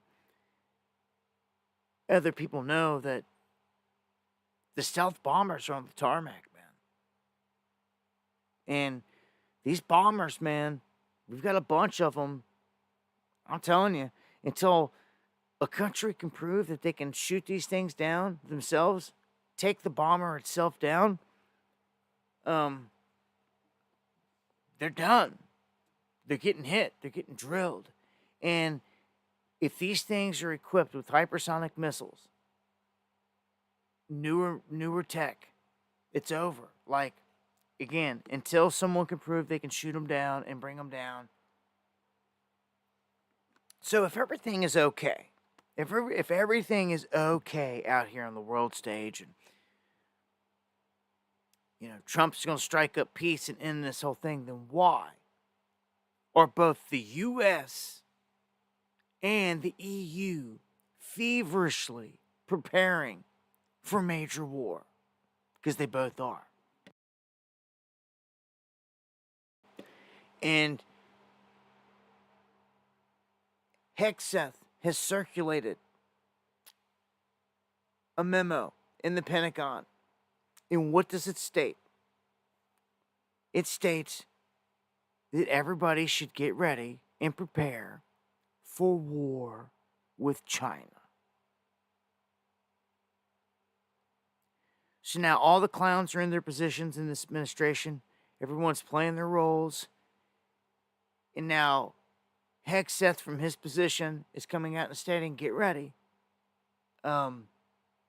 China is the number one target. They are the number one adversary. They're within all of our stuff. They've hacked all of our stuff. They're in all of our infrastructure. And any day, any time now, they've got over 1 million men in this country that snuck in across the border, that are hiding in the shadows or hiding on the property that China owns right next to our military bases. Now, Hegseth, how come no comment on that?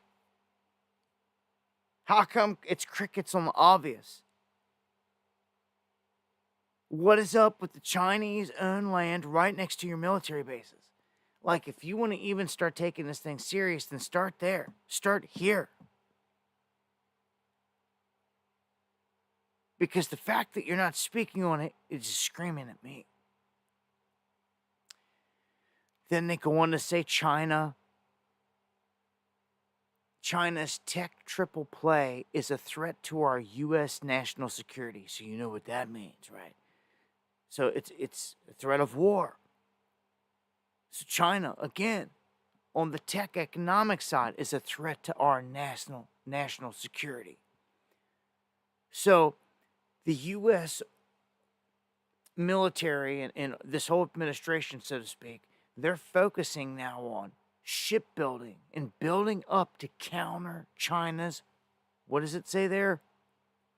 Maritime dominance. Did anybody even know or realize that China had achieved maritime dominance militarily? Well, they have. Everyone's just been sleeping on it.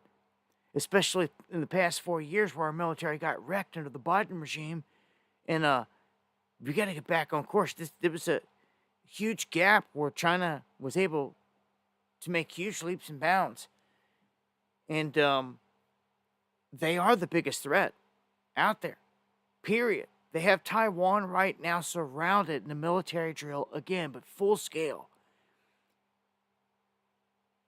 It's crazy. Like at any moment, they're going to make a move to go in and take Taiwan. I'm telling you, they're going to do it. They don't do all these drills for nothing. And when they do, it's going to be a flashpoint here on the world stage. And who knows? Who knows what else happens? If something happens in America and they time it right, well, then America is going to be too preoccupied dealing with whatever it is that happens to even care about helping Taiwan or getting involved. You see? So, I don't know. A lot of things can happen here, but China is moving to the forefront. They've been there the whole time. I've been telling you for years. And they're there. So, this one talks about how China has just been observed doing dogfights in subspace. Let me repeat. China is testing military weaponry and dogfighting in subspace. Zipping around, maneuvering, shooting things, blowing them up. And I've been telling you this is the next spot, the next domain. So now they're openly doing it with what technology, what aircraft, we don't know fully. But they're doing it. And it's with these anti-gravitics or gravitic and propulsion systems for sure. In other technologies. I mean, they've got kind of simple technologies that can be destructive. They've got satellites up there that will, well, I don't know if you can call them a satellite, I call them a weapon. They'll go up and they'll eat other satellites, and they're designed to eat junk in space, to collect it, so to speak, to go in, to grab a hold of it, bite into it, and like gobble it up, and collect the garbage.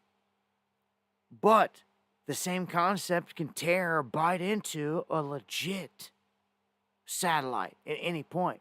You see what I'm saying? And decimate it. Some of these things have nuclear cores in them, okay, to power them. Small payloads. And when these things can detonate, I'm telling you, Space Wars is about to pop off. They set the stage for this the last administration with Trump years ago. And here we are.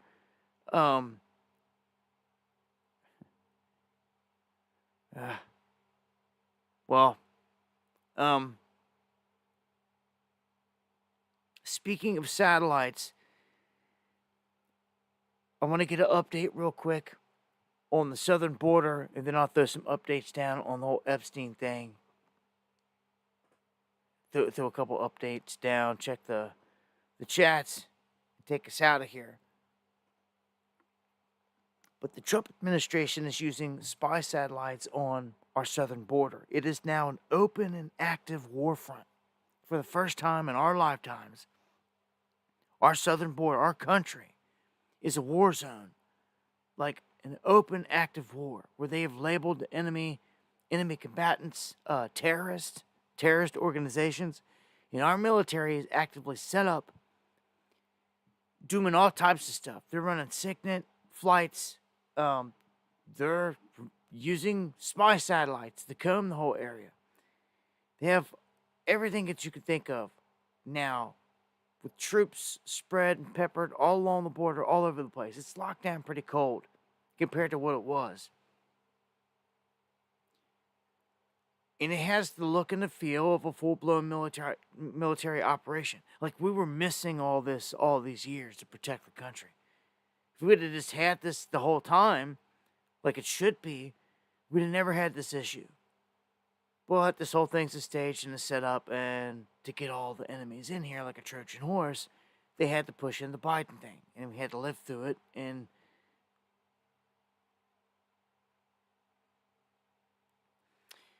everything that they did there set the stage for a repercussion. Like a count, like for every action there's a counteraction type deal, you know? I don't know. Space wars and weaponry is just, it's not good. Russia put on display already the sonic weapons. And when they drop them things, can't nobody stop them. No one's done it yet. So Russia, thus far, here, right now, as far as we've seen in this day and age, the baddest, most up-to-date, high-tech weaponry to be released on a battlefield, an up-to-date battlefield, is Russia on Ukraine, on certain sites where they dropped this Mach 6 shots. They came down like, it's just insane. It's like lava dripping. Like, the sound of it, all of it is just, it's insane. It's crazy. And they've held back from using them types of weapons again. They've been using conventional on a lot of these other fronts and towns and all these other smaller battles.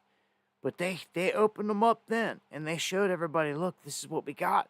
You would think that Zelensky would learn a lesson, but I'm telling you, I think this dude's opened himself up for an assassination attempt. If you ask me, I don't think Zelensky's wanted on the scene by either side at this point. Well, interesting times, eh?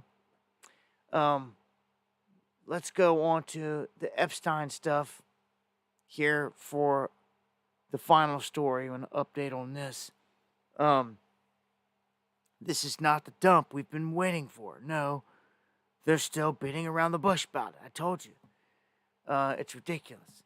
With the 9/11 files, JFK files, Epstein files, all this, they all lead back to where? The same place. The same alphabet gang. Do you know that? Huh? Where's the good investigator in you at? Huh? Can you find a connection in all three? Oh, I just told you. Okay? It's the same ones. The same hand that's doing all, and always has been, and always will be at this point. The same genocidal hand behind all this crap. And you know who it is at this point. The whole Epstein thing and operation obviously was controlled by Mossad. So check this out. Virginia Guthrie. She was a main witness tied into this whole Epstein thing. If there was ever a victim that spoke out and against Prince Andrew, royalty of all people, tarnished him and everything. Like, his life's never been the same since this happened. He's been rejected and shunned by the royalists themselves and everything else, basically, because he got caught in this honeypot. You look at him like, you idiot. But nah, this was real, and she said it, and she proved it. You can even see the pictures that go back to bust them. This one stands out hardcore, where she gets smacked by a bus. What is weird and crazy about it is she's alive, she's conscious, and she's like in the hospital tweeting on this stuff and saying that, like, this has been the worst start to a new year, but I won't bore you with all the details. It's kind of like, like, not the fact that she's laying there dying, but then she goes on to say that I've gone into kidney renal failure. They've given me 4 days to live.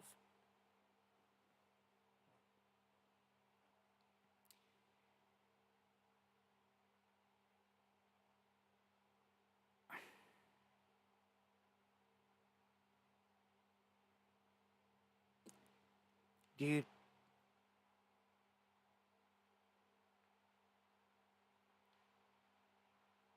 there better be some good, like, some journalists need to get to her now.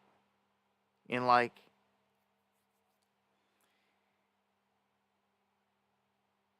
any question, because if that's it, the clock's ticking, every day that goes by is all this is going by. She's going to slip into worse condition. Secrets that she may still hold, deathbed confessions, names, any other things. This is sad. It's a lot of people are immediately questioning, like, what are the odds? Like, she gets smacked by the bus. Like, some say that she's lucky to even be alive. She's hung in there. And she's making these statements, and it's just like, are you kidding me? Like, man, I pray God heals her 100%, 1,000%, makes a miracle out of her, and lets her live to live.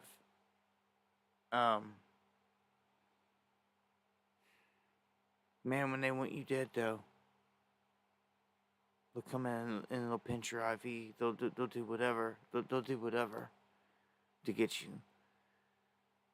Why do you think Tupac was so paranoid when they shot him? He wanted out of there. Didn't want to stay on the first floor. Figured, they're gonna come to finish the job.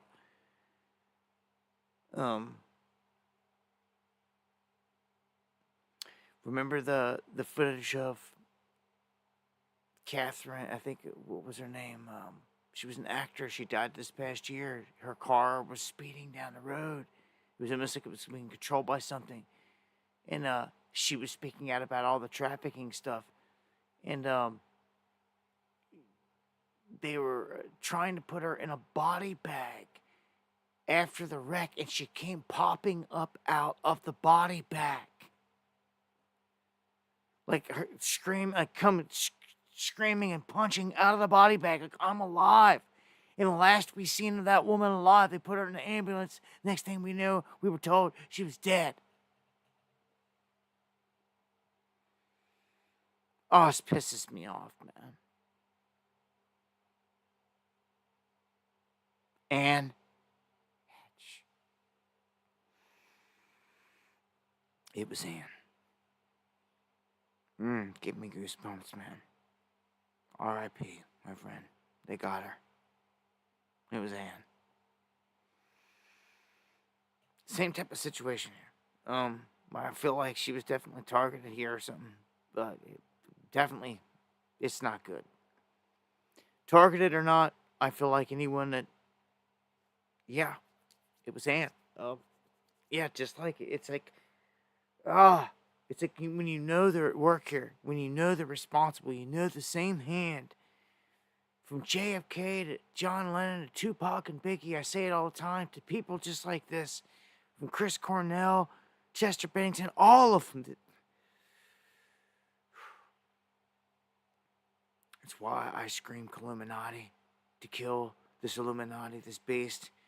It's a fight against this beast. It's the same hand that's killed them all, man.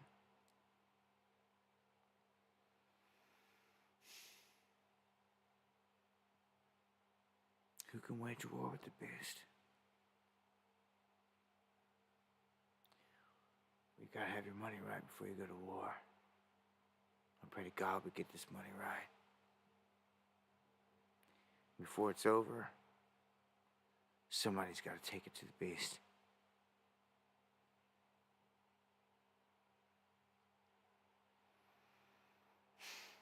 Well, I pray for all of you that are dealing with things like this. The whole gang stalking thing. Everyone that is that deals with the whole, all of it, being messed with by the government. We call them TIs there. Hoodie Ross deals with, and all this stuff. It's real deal stuff going on out there. This government is just out there messing with us in every way they can. I swear, it's nothing but a big experiment. These people that are caught in these experiments or in these rings, like Virginia here especially, boy, does she have a story to tell. This is one that, like, again, I feel like she's got secrets that she's going to be taken to the grave if if people just don't start asking questions, try to get some things out of her right now. Hopefully she lives. I pray to God she lives.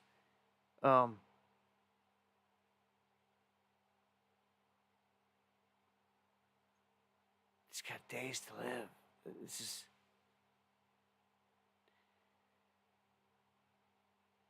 It pisses me off.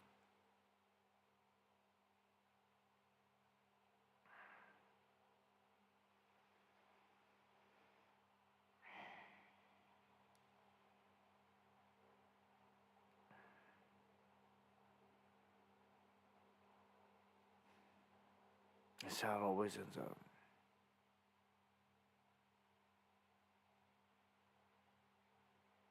Man, it just pisses me off so bad.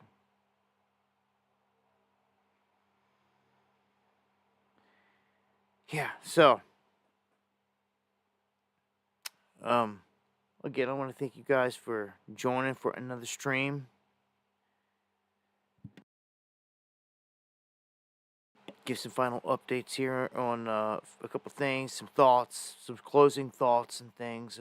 Shout outs here. Take us out of here.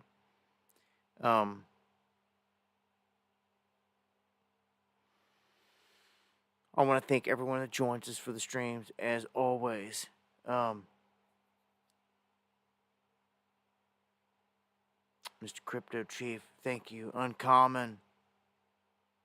Much love, my brother.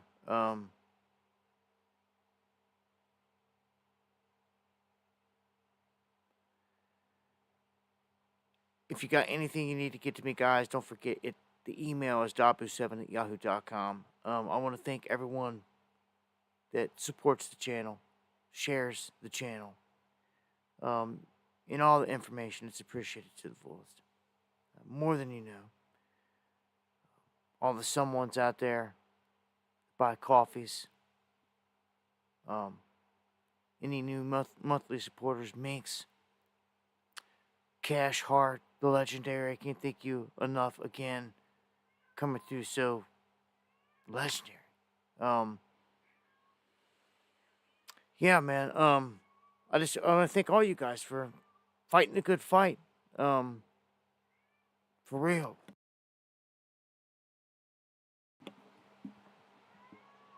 And so it seems like I got a cat behind me going nuts. Oh yeah, and another shout out to the Underground Project. For anyone that has any questions on, I got links in the description to where you can find it and all that. This is something I'm going to continue to push over years to come from here into the future. So that means, like, if I get spare money up on the side at any time and I can get it listed in another place, I'm going to. Just to help it grow, because again, I believe in it, and it's something that represents us in this. It's what I made it for, and it's exciting at the same time. To me, it's an opportunity for something to grow. It's not every day you get a chance to do that, and I just want to give a shout out to all the people out there that participate and are a part of it, and will continue to be a part of it. And also, a shout out to the newest project there today for all those that wanted a pump project or something like that, the Crazy Tacos. Still looking forward for that project to hit the yield curve and to graduate. Hopefully we see that here in the next day or so. And I can get that to a completed process as to an official project as well. Links for all that stuff in the description. Again, you guys can email me, dabu7@yahoo.com. You need to get a hold of me for anything. I look to be back here for the next one, as I'm going live here Monday, Wednesday, and Friday, 9 p.m. Eastern. And I will say this, I might as well put this out there in advance. I don't look to be live this Friday. Okay, so I will be back Wednesday, and it'll probably be Wednesday, and then the next one after that will have to be the following Monday. I'm just not going to be able to make the Friday one. I'm just going to have too much stuff going on in life, and just too much stuff going on that Friday. So Wow. Wake Up America, 12-year listener, has much respect to you from the 707. Man, when I see things like that, man. Whew.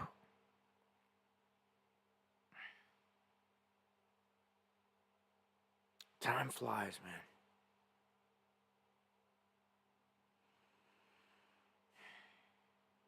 Not promised tomorrow. It's crazy. So yeah, much love, y'all. Take us out of here.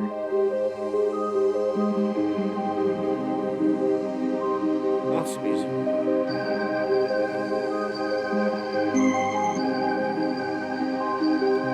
Yeah, much love. All you got.